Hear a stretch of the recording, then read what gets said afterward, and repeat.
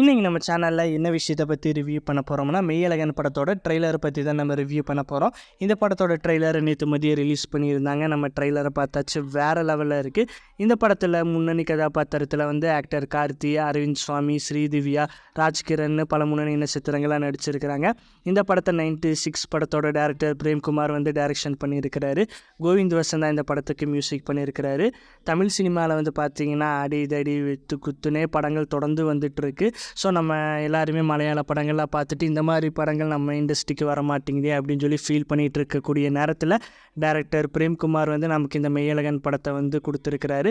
இந்த படத்தோட ட்ரெய்லரை பார்க்கும்போது ஒரு ஃபீல் குட்டான படம் மாதிரி தான் தெரியுது. அன்பே சிவம் படமெல்லாம் நம்ம பார்த்துருப்போம்ல, அந்த மாதிரி ஒரு ஃபீல் குட்டான படமாக தான் நமக்கு தெரியுது. இந்த படத்தோட கதை வந்து பார்த்திங்கன்னா ஒரு நாள் நைட்டில் நடக்கிற மாதிரி அப்படின்னு சொல்லி டைரக்டர் பிரேம்குமார் ஒரு இன்டர்வியூவில் சொல்லியிருந்தார். அதுவும் கார்த்தியோட தஞ்சை தமிழ்லாம் கேட்கும்போது சூப்பராக இருக்குது. கார்த்தி, அரவிந்த் சாமிங்கிற ஒரு 2 கதாபாத்திரத்தை வச்சு இந்த படத்தை நமக்கு கொடுத்துருக்குறாங்க. ட்ரைலரை நம்ம பார்த்தாச்சு, வேறு லெவலில் இருக்குது. நீங்களும் பார்த்துருந்தீங்கன்னா மறக்காமல் உங்களோட கமெண்ட்டை நம்ம கமெண்ட் பாக்ஸில் சொல்லிட்டு போங்க. மெய்யழகன் ஒரு சூப்பரான ஃபீல் குட் மூவி. தேங்க்யூ.